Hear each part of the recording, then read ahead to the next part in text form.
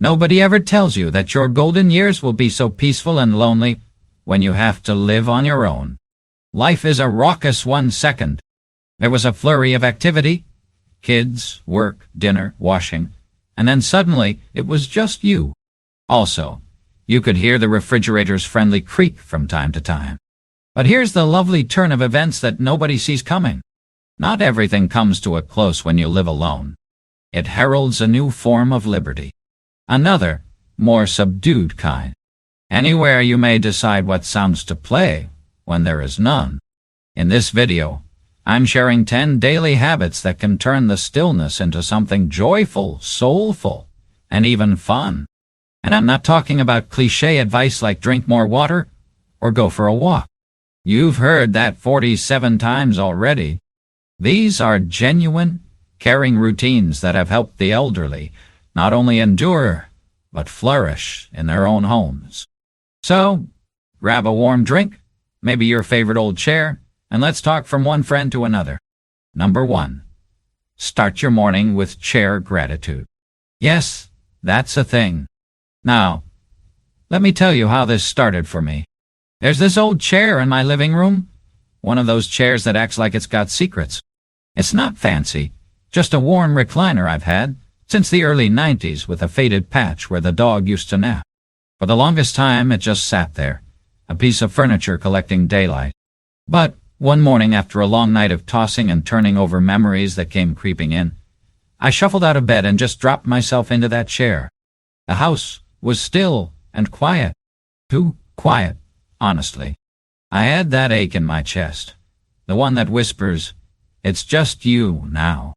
And for some reason, I looked out the window and noticed how the light hit the trees. Just a golden splash across the leaves. It felt gentle.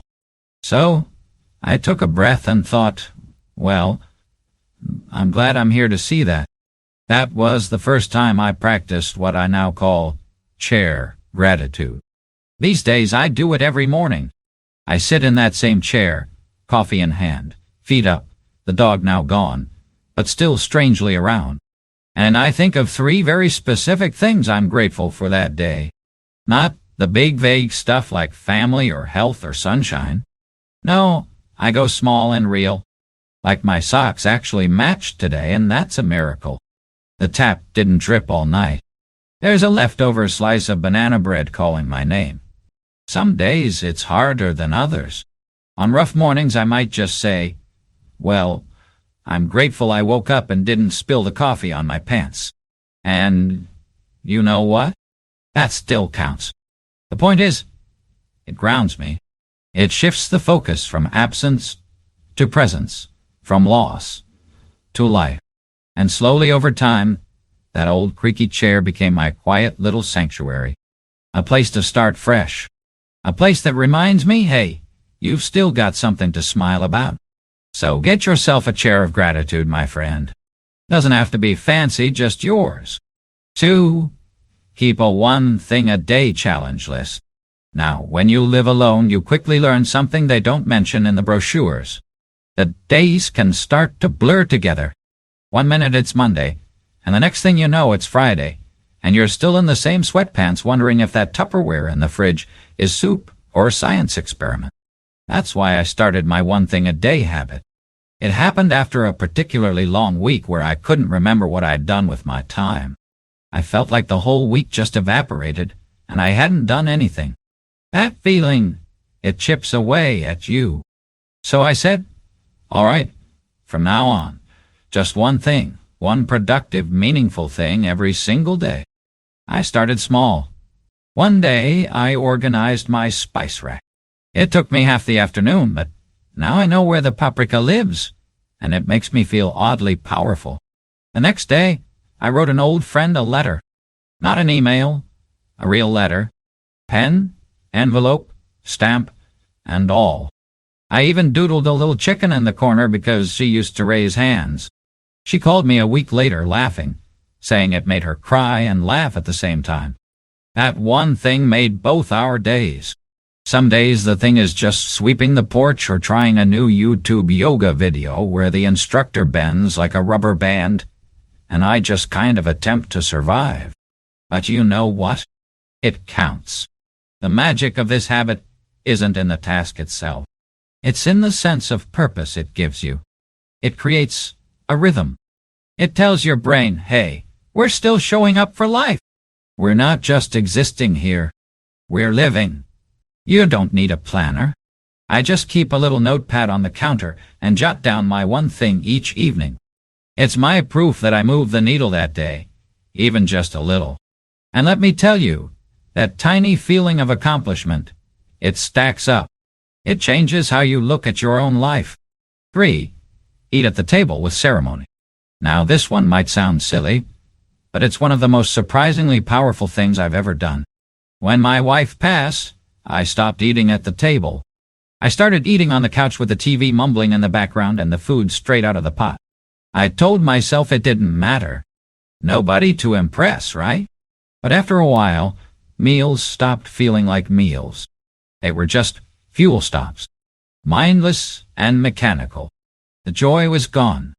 Then one night after watching an old cooking show rerun, I decided to try something. I turned off the TV, set the table, fork on the napkin, poured myself a glass of juice in a wine glass just to be fancy, put on a little old-school jazz. I even lit a candle that had been collecting dust since 2005. And you know what? That meatloaf tasted amazing.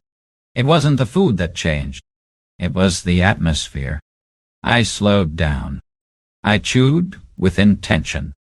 I felt human again. Now I eat dinner like I'm dating myself. I played it nicely. I sometimes talk out loud. That's a fine-looking chicken breast if I do say so myself. And you better believe I light that candle because why not? It's not about being formal. It's about reminding yourself that you still matter. That you're worth the ceremony. That meals aren't just about eating. They're about honoring the day. So go ahead. Dig out those dishes you've been saving for guests. You are the guest now, the VIP, and your table deserves your presence. 4. Join an online good morning group or start one. Now, I'll be honest. When I first stumbled onto a good morning thread on a page for older adults, I thought, what kind of hokey nonsense is this? Just a bunch of people typing good morning like they're chirping birds in a digital aviary. But I kept reading. There was a guy named Tony from Michigan who posted a photo of his snowy backyard every morning. A woman from Scotland who always started her message with, "Hello, lovelies," and talked about her dog's breakfast like it was fine dining. And another fellow who shared his dad joke of the day without fail, most of which were so terrible they were brilliant. And slowly, I got it. It wasn't just about saying good morning. It was about being witnessed, about knowing someone somewhere saw your name, your words, your little corner of the day, and nodded in quiet recognition. So, I tried it. I created a little morning ritual of my own. I'd sit at the kitchen table, still in my robe, hair looking like I'd wrestled a porcupine in my sleep. And I'd type out, "Good morning, friends. Toast is extra toasty today. Cat is judging me. Life rolls on." That's it. But over time, people started responding. "Sounds like your cat and mine would get along. Extra toasty, you rebel." And suddenly, I wasn't just living alone. I was living among. These threads became my digital front porch. No pressure, no politics, just people checking in. Real, raw, funny, mundane, and absolutely life-giving. And if you can't find a group that suits you, start your own, even if it's just 2 of you to begin with. That little daily exchange might be the soft nudge. Someone needs to get out of bed and start the coffee. And if you're really feeling brave, sign your post with something like your favorite toast burner, George. Gives him something to smile about. 5 at you. Play background soundscapes that feel like company. Now, here's something nobody tells you about living alone. Silence can be a strange thing. Sometimes it's peaceful. Other times it's heavy, like the house is holding its breath. I used to have the TV on constantly, not because I was watching it, but because the silence felt like an elephant sitting in the room. But the TV eventually started to wear me down. The news, the shouting, the chaos. It was like inviting drama into your living room every day at 6:00 p.m. Then one day, I stumbled across a YouTube video titled Coffee Shop, Ambience 3 Hours. I clicked it, and suddenly my kitchen sounded like a cozy little cafe. Soft jazz in the background, cups clinking, a low hum of people chatting just out of earshot. And oh my goodness, it was perfect. I made my tea, sat at the table with my book, and I swear to you, I felt like I was somewhere. Not just in my house, but inside a moment. Now I've got a whole rotation. Rain on a tin roof, fireplace crackles, the sound of waves and seagulls like I'm at a beach house instead of a 2-bedroom in the suburbs. I even found a medieval tavern sounds track complete with lute music and distant clinking mugs. I don't know why it works, but sipping soup while pretending I'm in a castle. 10 out of 10 recommend. These soundscapes aren't just noise. They're mood companions. They trick your brain into feeling less alone, more connected, even if it's just to the rustle of leaves or the soft creak of imaginary floorboard. It's like wrapping your mind in a warm blanket. And the best part, no small talk required. 6. Start a curiosity hunt.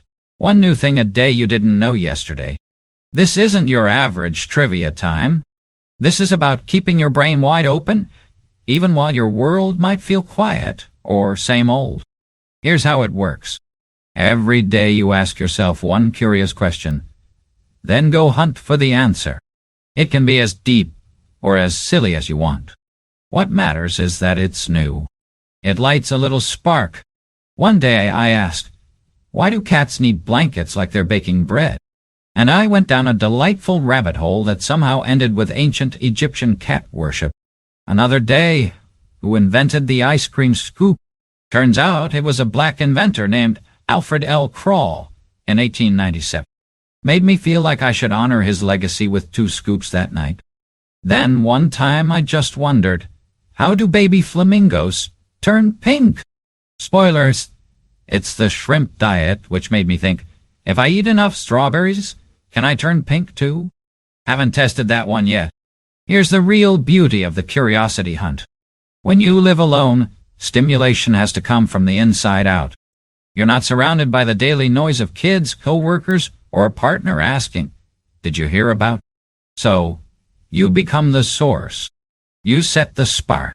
You light up your own day with one strange, delightful, unexpected little gem of knowledge. Write it down in a notebook.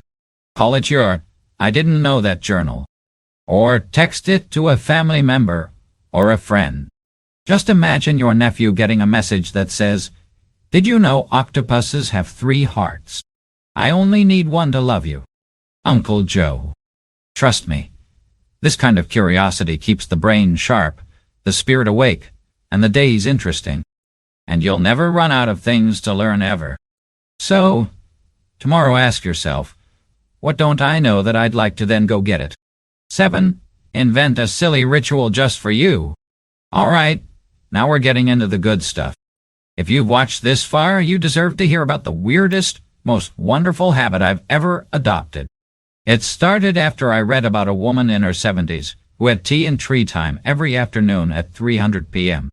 She'd pour a cup of tea, sit by her favorite window, and just stare at the tree outside, rain or shine. For 10 minutes, she said that tree became her friend, her therapist, her meditation app. Something about that really stuck with me. So, I made up my own ritual. Toaster talks. Every morning, while my bread does its thing, I talk to my toaster like we're old pals. All right, Gerald. Let's not burn it this time. Okay, we've got a big day ahead. You do your job. I'll do mine. Some days I give Gerald pep talks. Some days I complain to him about my back. And once I thanked him for his years of faithful service and promised not to replace him, even though one side toasts unevenly. Now, does it sound ridiculous? Absolutely. But here's the secret. Rituals don't have to be serious to be sacred. They're simply moments of intention, wrapped in a little bit of silliness and soul. A handshake between you and the day. A signal to your brain that you're here, you're alive, and you're showing up. You could sing to your houseplants. Tell your coffee mug your dreams. Salute the mirror and say, "You've still got it, kid." Whatever it is, make it yours. Make it yours alone. Because when you invent something just for you, you're not just filling time. You're creating a thread of joy that ties one day to the next. And over time, that thread becomes a lifeline. 8. Create a remembering corner in your home. I remember walking into my friend Lillian's house after her husband passed. The place was tidy, quiet. You could tell it still carried the rhythm of two people, even though one was now missing. But what stood out to me wasn't the stillness. It was this little corner shelf by the hallway. Nothing grand, just a framed photo, an old watch, a pair of reading glasses, and a tiny ceramic frog that I later learned had once lived in her husband's sock drawer, just to annoy him. I asked her about it, and she said, "That's my remembering corner. I sit there every morning with my coffee, say hello, maybe cry, maybe laugh, then I get on with my day." That hit me. You see, a lot of people think remembering is something painful, something to avoid. But I've come to realize that when you live alone, remembering is how we stay rooted, how we carry love forward, instead of pretending it disappeared. I made my own little corner not long after. It's on a shelf near my bedroom window. There's a picture of my wife from our first beach trip, still smirking like she's about to call me a dork. There's her favorite brooch, one of her recipe cards, stained and smudged with use, and a silly little rock we picked up on a road trip. We swore it looked like Abraham Lincoln if you tilted it just right. Some mornings I light a candle there. Some days I just nod at it and say, "All right, you'd be proud. I didn't burn the pancakes today." It's not about being sad. It's about staying close to the things that shaped you. You don't need a shrine. You just need a space, a little spot that says, "Love lived here and still does." Because remembering isn't holding on too tight. It's holding on just enough to keep walking forward without forgetting where your steps began. 9. Do a mini brag journal before bed. Now, let me tell you something that sounds small but packs a punch. The brag journal. I used to end my nights with a sigh and a grumble, lying in bed, staring at the ceiling fan, wondering, did I do anything worth remembering today? Or was it just coffee, emails I didn't answer, and half a crossword puzzle? It wasn't doing me any favors. That kind of thinking invites the blues in through the back door. Then I came across this idea from a retired teacher online. She said, "Every night before bed, I write down one thing I did well, even if it's just didn't lose my cool when the printer jammed. It helps me end the day with dignity." That stuck with me. So, I got a little notebook, nothing fancy, just the kind you'd buy at the drugstore, and titled it in bold letters. Today, I nailed it. And every night I write down one thing I'm proud of, no matter how silly, small, or seemingly trivial. One entry reads, "Figured out how to change the batteries in the smoke detector without falling off the chair." Another says, "Resisted the urge to eat 3 donuts and settled for 1.5. Progress. Sometimes it's serious. Called my daughter even though I didn't feel like talking. Sometimes it's pure nonsense. Invented a new dance move while cleaning the kitchen. Nailed it. 0 witnesses. All glory. But the thing is, it matters because when you live alone, you don't always get feedback. There's no one there to say, "Hey, you did good today." So, you've got to be that person for yourself. The brag journal isn't about ego. It's about honoring your effort. It's about ending the day not with a shrug, but with a little nod to your own resilience. So yeah, go ahead, brag a little. You've earned it. 10 chamios. Laugh and often, even at your own jokes. Now, here's something I'll preach until the day I croak. Laughter is sacred. It's medicine. Yes, but it's also connection. And when you're living alone, it can be easy to think there's nothing funny left. But I'm here to tell you there's always something. Like last week, I walked into the kitchen to make coffee, opened the fridge, and found my glasses sitting on top of the butter. I have no memory of how they got there. I laughed so hard I had to sit down. Then I told the fridge, "Well, I guess you're far-sighted now." Here's the thing. Nobody else was there. No one to high-five or chuckle along with. But I laughed anyway, out loud, unapologetically. And that moment had lifted my whole morning. One fellow on a senior forum said he watches old sitcoms religiously, not just because they're funny, but because they remind him of who he was when he first laughed at them. There's something healing in that. Another woman started writing one corny joke a day and texting it to her grandkids. She said, "I don't care if they groan. That groan means they read it. That means we're connected." I love that. Laugh at squirrels slipping off fences. Laugh at your own clumsiness. Laugh when the toast pops up like it's trying to scare you. Just don't let the world convince you laughter belongs only to the young or the accompanied. You've got a front row seat to life's absurdity. Don't waste it. And if no one else is there to hear it, even better. You can cackle like a lunatic and nobody will judge you. Freedom, baby. So, here's the truth, my friend. Living alone doesn't have to feel lonely. It can be your most intentional season yet. Whether it's doing your chair gratitude every morning, inventing a goofy personal ritual, or yelling good morning to a group of people online you've never met, each little habit is a small act of joyful rebellion against the idea that life slows down with age. These daily practices aren't just routines.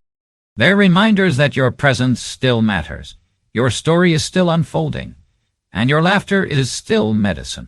Now, I've got to ask you, what's your weird little daily habit that keeps you grounded, smiling, or sane? I'd love to hear it down in the comments. Share it. You might just inspire someone else watching. And hey, if this video gave you even one idea that made you think, yeah, I could do that, then go ahead and tap that like button. And if you want more videos like this, real talk, simple truths, and a few laughs along the way, go ahead and subscribe. This channel's just getting warmed up, and I'd love to have you along for the ride. Until next time, take care of yourself, and don't forget to laugh at your own jokes. Somebody has to.